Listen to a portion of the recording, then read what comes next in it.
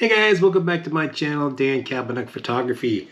It's been too long since I posted a video. My move to Houston has really kind of slowed down my creativity and posting and all that. But that's alright, getting back into it, finally settling in. Met some photography people here that are keeping me motivated to keep going. And the joy of doing this has finally come back. So on this thing, I want to talk about the Holga camera. The Holga, as you're probably all aware, is a inexpensive plastic camera made in China. These things came out in 1981. Basically, I guess they were created so that people who didn't make much money in China, the poor part of the population, could take pictures of their family, portraits, and whatever. That was kind of the idea behind it, and they're of course inexpensive. Now, for me, my sort of introduction to the Holga was the Pano. I've been keeping my eye on the panoramic for a while, getting into the medium format camera world, and I thought about picking one of those up for quite a while. You pick them up for like $100, but I couldn't see spending $100 on a camera and then paying for the film and the developing to go create images that were bad on purpose. Especially from I just can't imagine why ruin, in my opinion, of course, a really nice big image of, what's the word I'm looking for? Negative, sorry. Why ruin a really big negative in a roll of film doing a panoramic on purpose? It goes against everything about me as a photographer. Too much for me to digest. So I never did bite the bullet on the Pano. Now fast forward here a couple of years, and my buddy Rick, we started talking about these Holgas. And they're 35 millimeters. And of course they also have a 120 6x6, I think, maybe a 6x4 or 5, whatever. And, we started talking about it, and he thought it would be kind of a cool idea to go out and shoot one of these 35s with Artista EDU film. So not great film in a crappy camera. Whatever. Now the funny thing is about crappy camera, my thinking was this. So they intended to make a camera that the general poor population could buy and use to take pictures of their family. I honestly don't think at the time they intended these things to take terrible pictures. I don't think the original intent behind the design was to purposely have light leaks, purposely have chromatic aberration, whatever, purposely have lots of extra, what seems to be extra grain. And the vignetting, and some of these are so bad it looks like tunnel vision. That's all in there.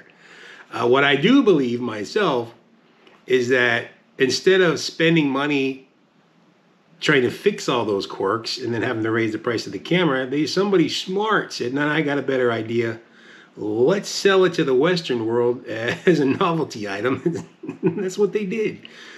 So these have got a big cult following, and people just like to go out and have fun with them. Now, just because they're all of that plasticky nothingness, I mean, they're almost a step above one of the single throwaway things because you can obviously reload them. You can still get really cool images on them. Now, they're going to compare it to a Z9? No, but that's not the point. You can still take what I consider would be a really cool image with all those quirks in it. It doesn't have to be the modern digital whatever mirrorless thing to be a cool image. There's so many cool images out there that weren't taken with the modern cameras, and that's why I shoot film. Anyway, so I decided to go ahead and load this up with this 35 millimeter camera with this Artista EDU. Now, I've shot this before. I'm familiar with it. It's inexpensive. It's basically a film that I guess was designed for students. Kind of weird. I mean, as a student, I consider myself a student of photography. I want my stuff to come out nice. But for a 100 speed film, it's actually pretty grainy. There's not a lot of contrast in this. It's black and white. And I find that it's kind of flat. Now, when I was testing this film, and I got a bunch of it cheap, that's why I use it. And I also use it as test film in any new camera that I get to try out.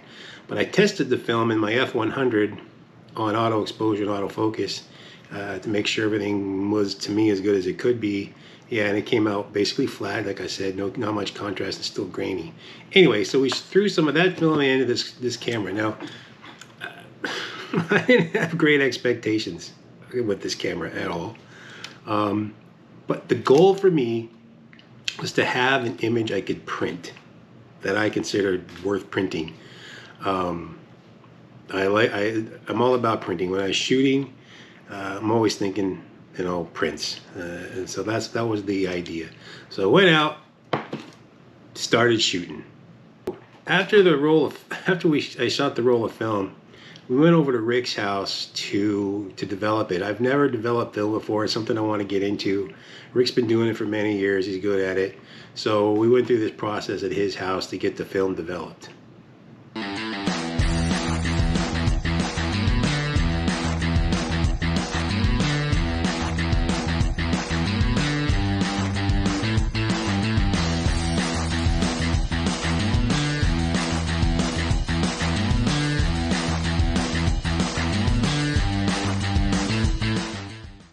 So after Rick scanned it, I was actually, to be honest with you, pretty disappointed. First of all, I will say, let me go back a step, the film advance on these cameras is really janky. And I was never quite sure if it was perfectly lined up. You could tell it kind of moves to rewind, but it's funky. The camera has two exposure settings, the sunlight and the dark. And the dark is f8, the sunlight's f11, and it has 4 focus settings. It's got one for portrait, one for family, one for group, and infinity. On these types of cameras, I always try to shoot, since I'm not shooting people seriously necessarily with it, I always try to shoot everything on infinity, just so I don't forget. That's just my way. And I left it on the day setting all the time, the f8. I think it has 1 shutter speed. I think the shutter speed is 1/100th of this thing. It only does that. So those are kind of the basics behind this camera. But at the end of the day, I was really disappointed. I had taken it to my neighborhood. I took it out to the beach. One of my son visited from California. Took some shots out there. And this is what I got.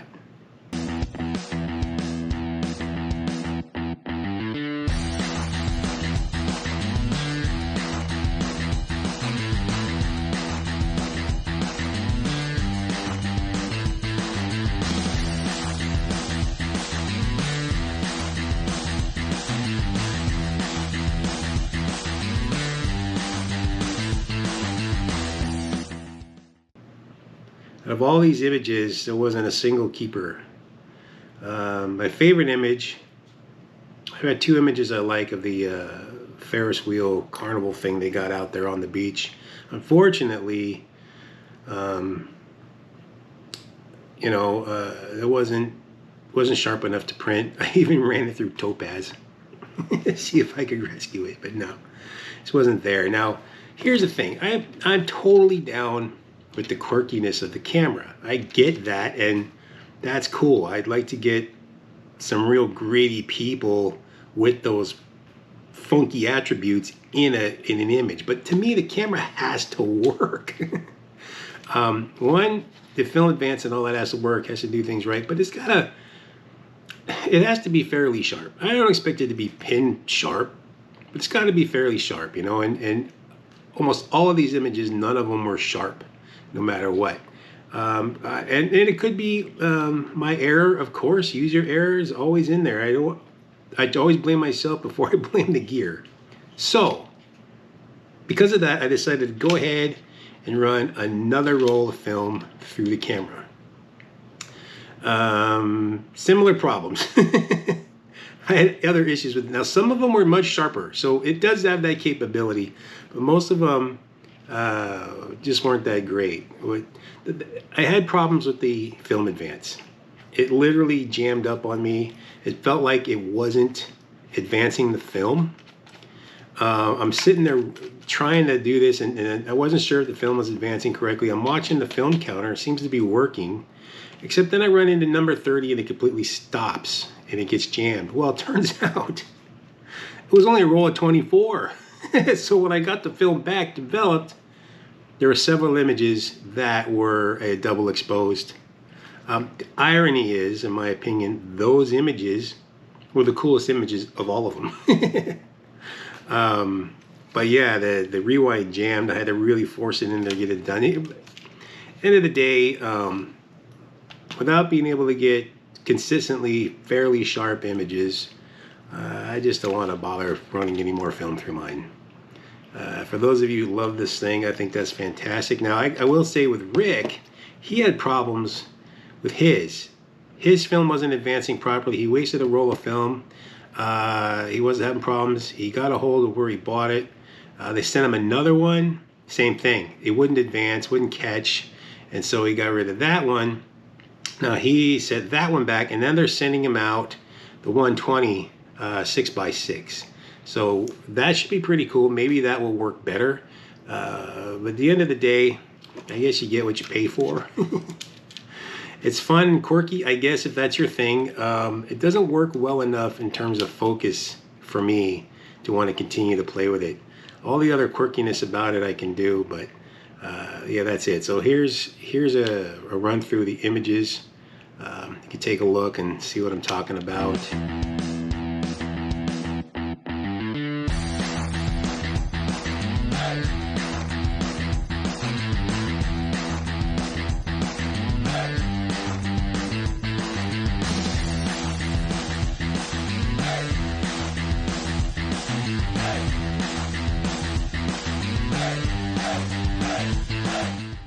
And if you have good luck with this camera, let me know.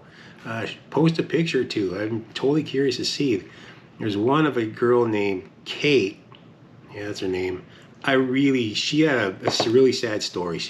I was out taking pictures with this thing after a regular photo shoot, and she was a recovering addict, telling me her story. She was raising money. She found recovery through a ministry, but she was an addict. She was in prostitution and all that. I really wish her well. Hope she's doing good. But I took a picture of her, so let me take her picture, and it didn't come out sharp. I was really hoping that would, because I think the quirkiness with the camera and the black and white, it would have really told a story about this gal. Anyway, she's out there, and I hope she's doing well. That's it, man. Thank you so much for tuning in, guys. I'm going to be posting more videos. I've been out with my Nicomat FTN. That's an awesome camera. I'm going to be doing that. I just went out with a Canonet Junior. I'm going to be doing that. I've got some other videos I'm going to be posting of finds, flops, and flips. I got some serious flops coming up. That's it for me. Thank you so much. Please, like and subscribe. Take care, man. I'm out.